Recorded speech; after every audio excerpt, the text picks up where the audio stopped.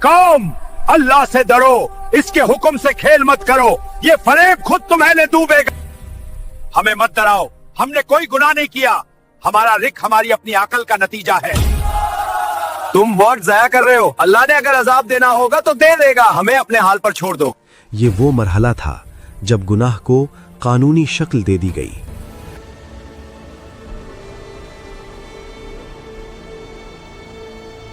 जिसने तारीख में हमेशा के लिए एक निशान छोड़ दिया। आइए कुरान की रोशनी में एक लर्जा खेज सबक आमोज दास्तान सुनते हैं। खामोश समंदर, लहरों की सरगोशियां और एक ऐसी कौम जिसे अल्लाह ने इज्जत दी, रिज्क की फरावानी दी। समंदर ने आज फिर अपना खजाना खोल दिया है और आजमाइश में डालकर देखा। वो लोग जो बज़ाहिर इबादत गुजार थे मगर दिलों में फरेब पलता था। ये कहानी है अल्लाह के हुक्म से खेलने वालों की, हीले बहाने से शरीयत तोड़ने वालों की। सदियों पहले समंदर के किनारे एक खुशहाल बस्ती आबाद थी।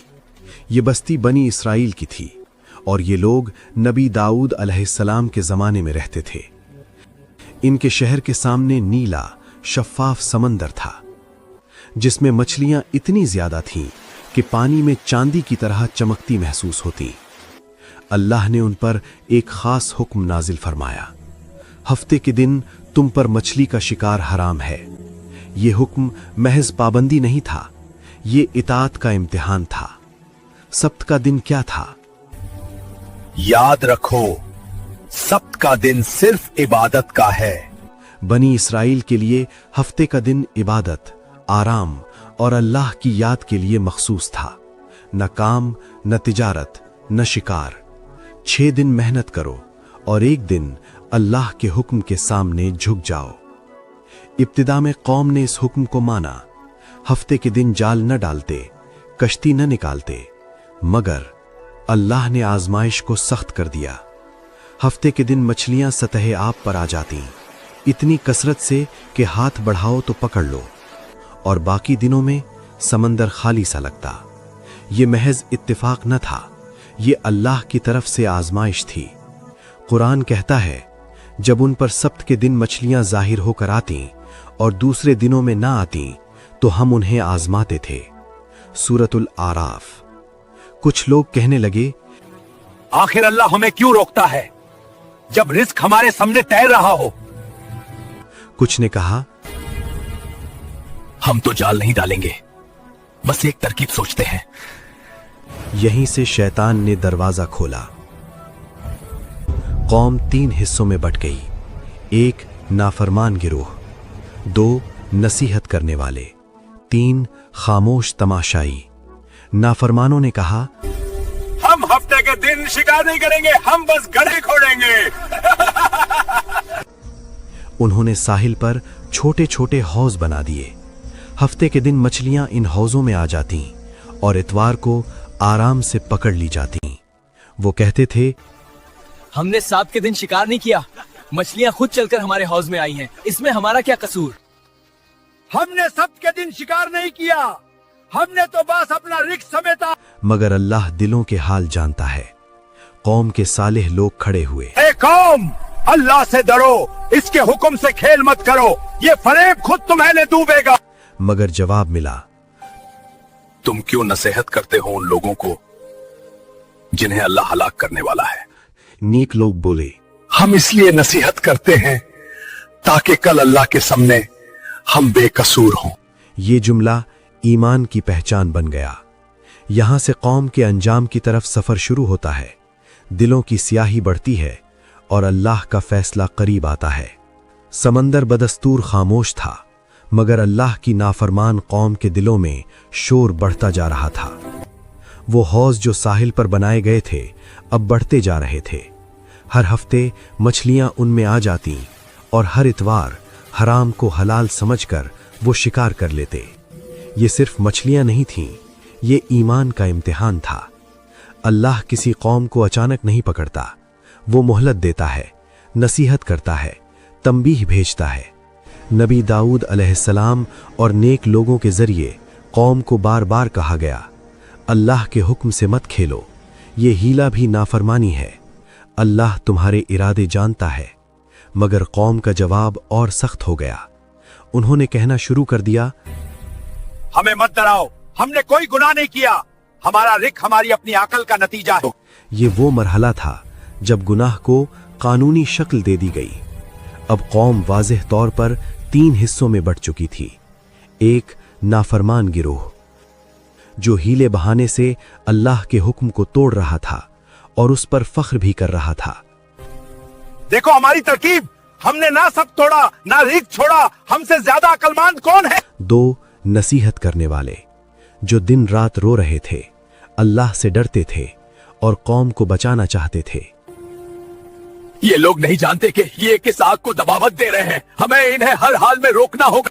3 खामोश तमाशाई जो कहते थे, इनकी लड़ाई इन्हें मुबारक, हम ना गुनाह तो करते हैं, हमें अपनी सुकून की जिंदगी से मतलब है।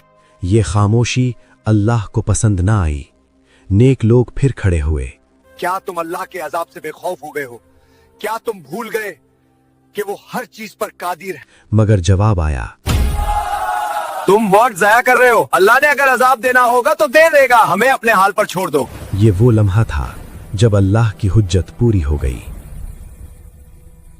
कुरान कहता है, फिर जब उन्होंने उस बात को भुला दिया जिसकी उन्हें नसीहत की गई थी, तो हमने बुराई से रोकने वालों को बचा लिया और जालिमों को सख्त अजाब में पकड़ लिया। सूरतुल आराफ। एक रात जो आम रातों जैसी नहीं थी, समंदर की लहरें गैर मामूली तौर पर खामोश थीं, हवा में अजीब सी घुटन थी, परिंदे भी शहर के ऊपर मंडलाना छोड़ चुके थे। नाफरमान लोग हस्बे मामूल मुतमईन सो गए। किसी को खबर न थी कि ये उनकी आखिरी इंसानी रात है।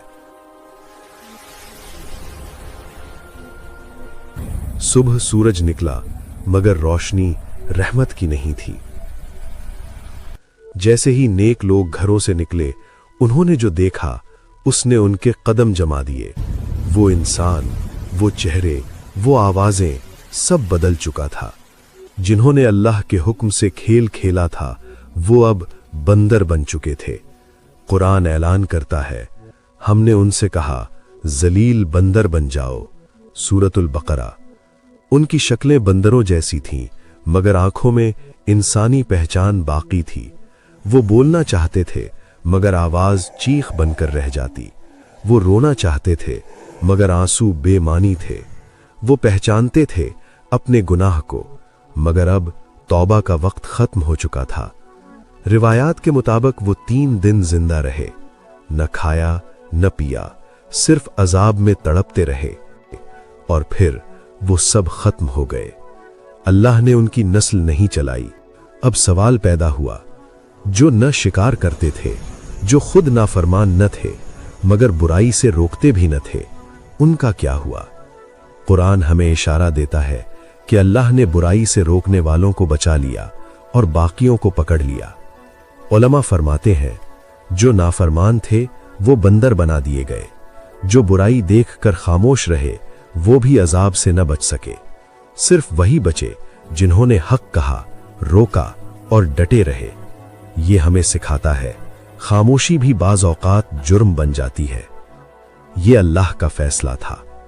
अल्लाह ने इस वाक़े को सिर्फ इस कौम तक महदूद न रखा, कुरान में महफूज कर दिया, ताकि आने वाली नस्लें देखें, सोचें और डरें।